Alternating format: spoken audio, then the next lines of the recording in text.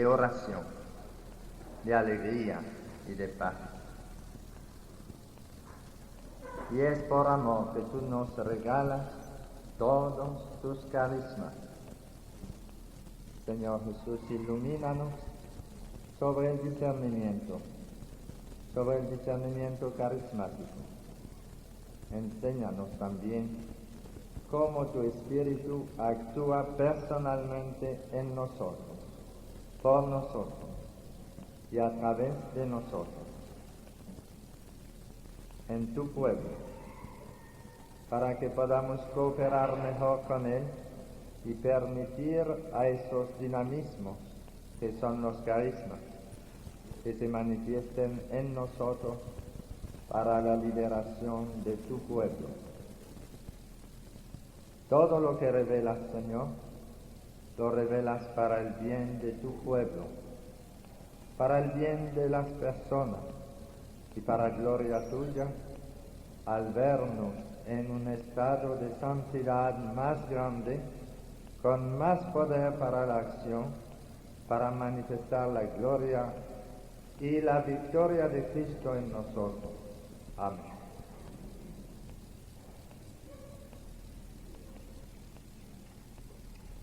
Hermanos, esta mañana queremos con ustedes reflexionar sobre el discernimiento de espíritu, de cara a la acción carismática que surge en la Iglesia como una sorpresa del Espíritu Santo. Debemos ejercitar un discernimiento espiritual que nos llevará a distinguir lo que viene de Dios y lo que no viene de Dios.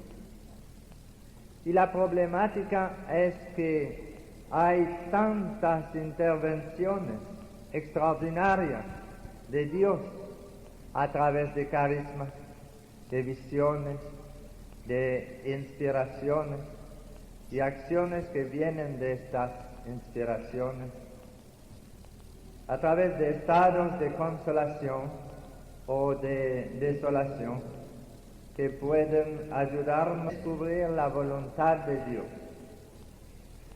Y el discernimiento no es cierta capacidad de evaluación, cierta habilidad en evaluar. El discernimiento de espíritu trata de lo que tiene que ver con los espíritus. El discernimiento de espíritu da respuesta a una única pregunta: ¿cuál es la fuente del impulso que tengo ante una decisión? El discernimiento de espíritu responde a esta única pregunta. Fíjense bien, ¿cuál es la fuente del impulso que tengo ante una decisión? El discernimiento presupone prudencia, inteligencia, pero a veces las rebasa. Así una persona muy unida con Dios puede tener gran discernimiento sin ser muy inteligente. Y esa fuente puede ser Dios o sus ángeles, puede ser Satanás o sus demonios, y puede ser el propio espíritu, que puede estar sano o enfermo. Entonces el discernimiento de espíritu, tan necesario en la renovación carismática y en toda la vida cristiana en general, responde a una única pregunta: ¿cuál es la fuente del impulso que tengo ante tal decisión? Y puede haber tres fuentes distintas. Y tengo que discernir cuál es la fuente que me impulsa a actuar. Si es Dios o sus ángeles. Si es Satanás o sus demonios.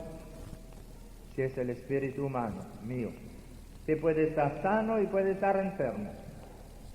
Y después de discernir de dónde viene lo que nos mueve a actuar, podemos actuar con más seguridad. Hay que notar también que después de una intervención de Dios o de sus ángeles, Satanás puede tratar de entrometerse y buscar hacernos daño. Así a Jesús le prometió riquezas y gloria si te prosternas y me adoras, le dijo a Jesús en el desierto. Y en los momentos más santos de tu ministerio, de tu apostolado, tú tienes que estar atento y seguir discernimiento, porque puede tratar Satanás de meter su cuchara, de impulsarse en una línea que no es de Dios, a través del orgullo, a través de alguna tentación de vanidad. Satanás es capaz de venir a confundirse a través del deseo de dinero, de popularidad, de lo que sea. Hay tres formas de discernimiento. Tres formas de discernimiento, que son el discernimiento natural. Nosotros lo llamamos muchas veces el sentido común. El discernimiento natural, toda persona normalmente sana lo tiene, pero algunos tienen más que otros. Algunos tienen un discernimiento natural muy agudo, un sentido común tan maravilloso que tratamos de consultarlo en muchas decisiones. Esta es una forma de discernimiento. Otra forma, la segunda, es el arte cristiano de discernimiento, que esto es una ciencia. Este es un arte, se adquiere a través del estudio, de la reflexión y en la oración. Uno puede adquirir el arte cristiano de discernimiento. Y la tercera forma es el carisma de discernimiento. El discernimiento carismático no se adquiere, se recibe gratuitamente, como el don de lengua, como el don de profecía, como el don de sanación. Así se recibe el carisma de discernimiento. Ahora bien, hermanos, como les decía, la primera forma, el discernimiento natural, toda persona sana mentalmente lo tiene, pero algunos lo tienen a un grado más elevado. Y ustedes se dan cuenta que es un gran don. Por ejemplo, dos locos que están trabajando juntos pueden hacer tonterías. De una vez uno se da cuenta que algo está fallando. Había dos locos en el manicomio en Quebec que estaban pintando una pared. Y los locos a veces pueden trabajar, pero hay que tener cuidado siempre, ¿verdad? Y ellos estaban pintando una sala al interior del manicomio. Y un loco estaba abajo agarrando bien la escalera y el otro estaba arriba pintando. Y el de abajo le dijo al loco de arriba: agárrate de la brocha que yo voy a mudar la escalera. Algo estaba fallando, ¿verdad que sí? Agárrate de la brocha. No tenía sentido común. Ustedes han visto cosas así. No hay que dar muchos ejemplos, pero hay que dar gracias a Dios porque nos ha dado un discernimiento natural. A toda persona normalmente equilibrada, sana, tiene ese discernimiento natural que nos ayuda a orientar la vida. Ahora, la segunda forma, el arte cristiano del discernimiento. Esta es la forma que todos nosotros, todos ustedes, debemos tratar de adquirir, de perfeccionar. El arte cristiano del discernimiento lo debe tener toda persona que quiere avanzar en la vida cristiana, hacer algún apostolado.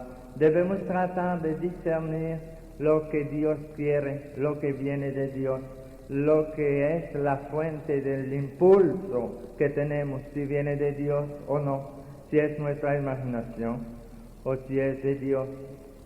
El discernimiento espiritual siempre ha ocupado una posición central en la vida cristiana.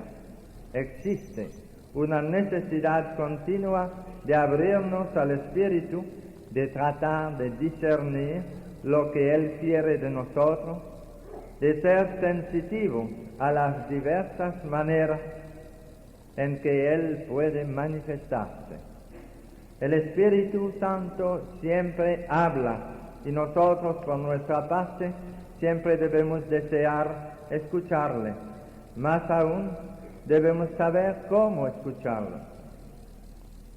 Nos dice el cardenal Suena en su maravilloso libro Un Nuevo Pentecostés, nos dice: creo con toda el alma que nos encontramos en presencia de una gracia de elección para la Iglesia, si es que acertamos en captarla, marcar su ruta desde el interior y preservarla de los falsos modos que no cesará de suscitar en ella el maligno, consiguiendo en cambio que penetre en ella como un renacer de primavera. Hablando de la renovación carismática, decía el cardenal Suena que debemos buscar conseguir que penetre esa renovación en la Iglesia como un renacer de primavera. El discernimiento espiritual es un arte, una ciencia, y nos avisa ya la palabra de Dios cuando nos dice Pablo en la primera epístola a los Tesalonicenses, en el capítulo 5, versículo 19 al 21, no apaguen el espíritu, pero examínenlo todo y quédense con lo bueno. El Señor puede dar discernimiento carismático en algunas circunstancias, pero lo normal es que busquemos nosotros crecer en el arte cristiano de discernir. No apaguen el espíritu, pero examínenlo todo y quédense con lo bueno. Hay cosas que no tienen sentido y Dios no se contradice. Dios, que nos da un discernimiento natural a los humanos, no nos va a impulsar a hacer cosas que contradicen el sentido común. Lo rebasa, pero no lo contradice. Y nosotros debemos examinarlo todo. Da pena, hermanos, ver en los grupos carismáticos personas que pierden el control, exageran. Había una señora en Santiago de los Caballeros, en nuestro país, en la República Dominicana, que había recibido algunos carismas, y ella estaba tan feliz con sus carismas que hacía anuncios de sus carismas como un vendedor de carro Datsun o Toyota. Y ella andaba diciendo: yo tengo todos los carismas, y un orgullo tremendo tenía porque había recibido algunos carismas. Y un día yo le dije: bueno, doña, usted tal vez tiene muchos, pero no los tiene todos. Dice ella: ¿y cuál me falta? Le dije: usted no tiene la infalibilidad, porque eso lo tiene solamente el sumo pontífice. Un carisma que tiene el Papa, porque Jesús le dijo a Pedro: tú eres Pedro, y sobre esta piedra edificaré mi iglesia, y las puertas del infierno no la vencerán. Y el único hombre en el mundo que tiene el carisma de infalibilidad es el vicario de Cristo en la tierra, cuando decreta un dogma de fe o de moral, solemnemente. No se puede equivocar y no puede tampoco engañar a la Iglesia, porque el Señor le da la infalibilidad cuando se trata de un dogma de fe o de moral. Y la pobre no tenía por lo menos le dije: le falta uno. Le faltaba otra cosa también, le faltaba un poquito de humildad.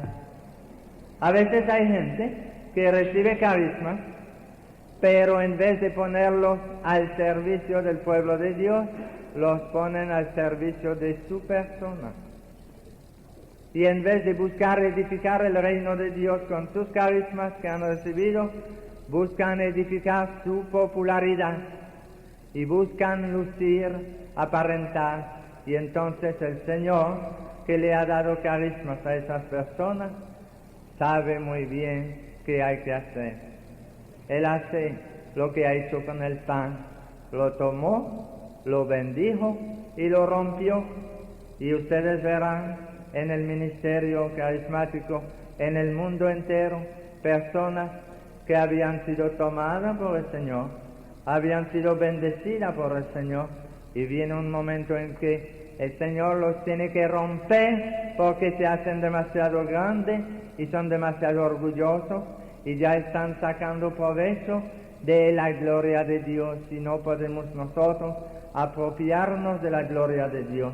Y el Señor, que sabe muy bien cómo tratarnos, nos rompe como rompe el pan. Lo tomó, lo bendijo, lo rompió y lo dio a sus discípulos. Y son muchos en el mundo entero los que han recibido carismas y pasan momentos de dificultades grandes, y algunos se desaniman y otros lloran y dicen que lo que me pasa es que el Señor te está rompiendo, porque tú eras demasiado grande para que te pueda dar a sus discípulos. Tú los espantabas y el Señor tiene que romperte como rompió el pan.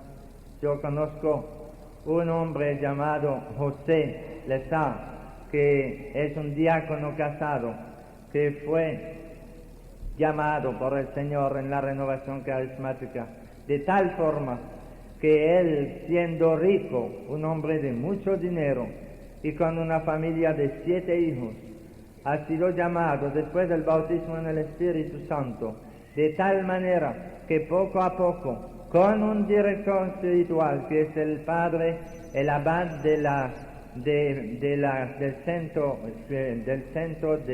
carismático de Pecan, en New Mexico, con la dirección de un abad benedictino, este José ha ido dejando poco a poco su dinero en manos de los pobres, y en el espacio de 1 año y pico el Señor lo ha ido despojando de todo, y el Señor le pedía entregar todo y vivir de la providencia.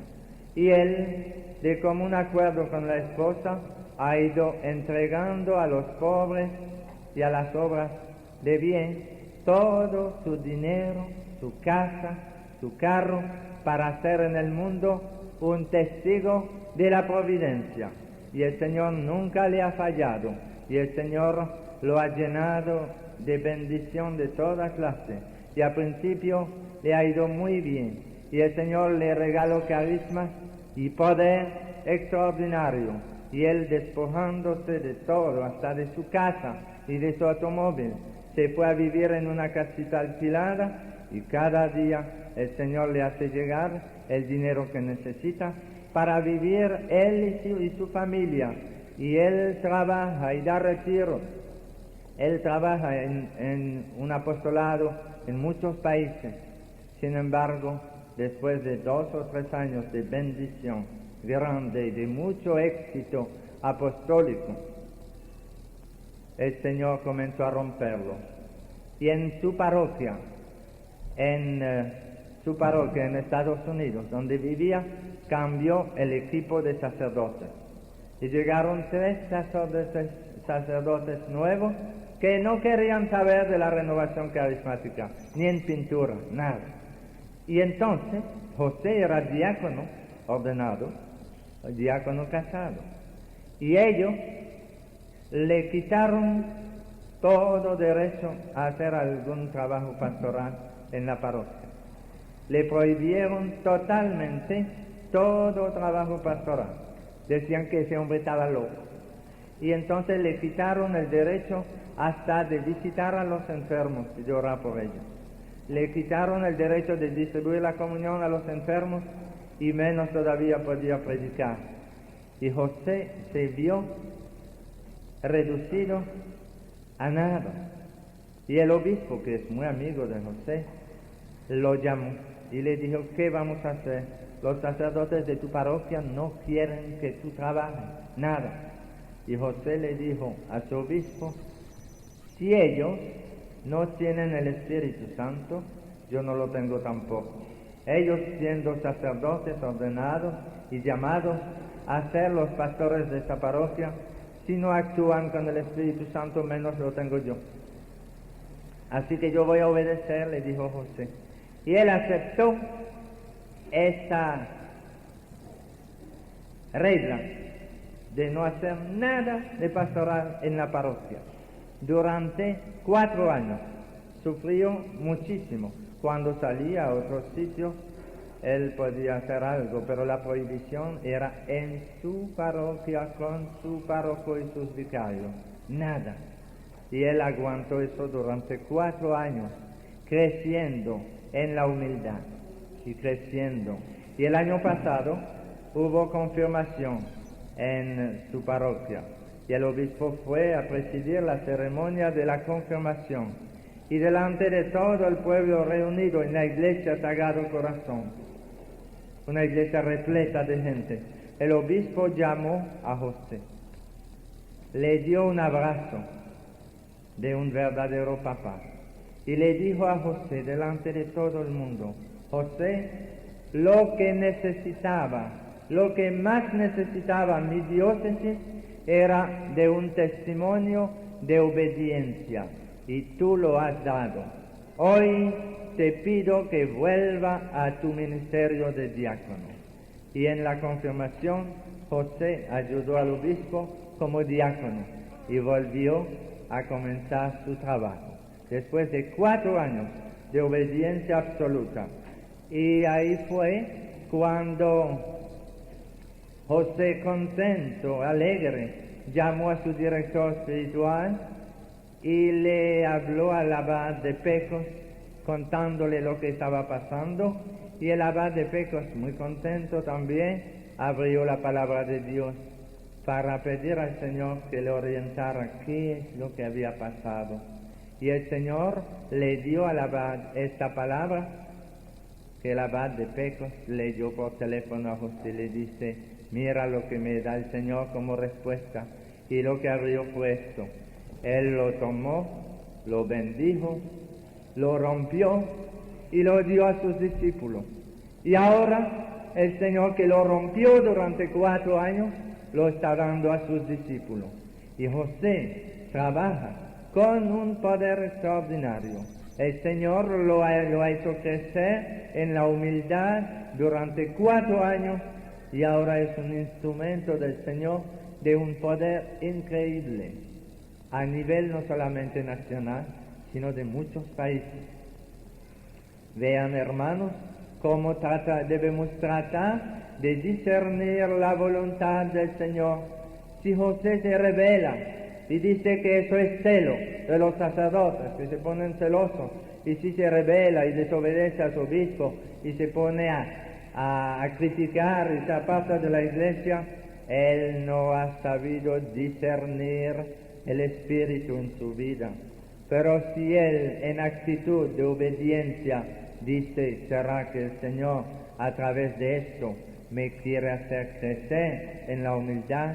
Él sabe discernir el Espíritu en su vida. Y nosotros debemos buscar siempre discernir la acción del Espíritu Santo en nuestra vida. En vez de reaccionar criticando, debemos pedir a Jesús: ¿qué es lo que tú quieres a través de esta prueba, a través de este accidente? Si un cabello no cae de la cabeza tuya sin el permiso de tu Padre que está en el cielo, ¿por qué va a permitir tu Padre del cielo ese sufrimiento para ti? Pregúntate en tu ministerio, en tu apostolado, si acaso no será que el Señor te está rompiendo para poder después darte a sus discípulos, para que te puedan acoger, para que tú seas un instrumento con poder al servicio de su iglesia. No apaguen el espíritu, pero examínenlo todo y quédense con lo bueno. Nos dice también San Juan, en la primera epístola de San Juan, en el capítulo 4, versículo 1, no crean a todos los que se dicen inspirados. Examinen los espíritus para ver si vienen de Dios.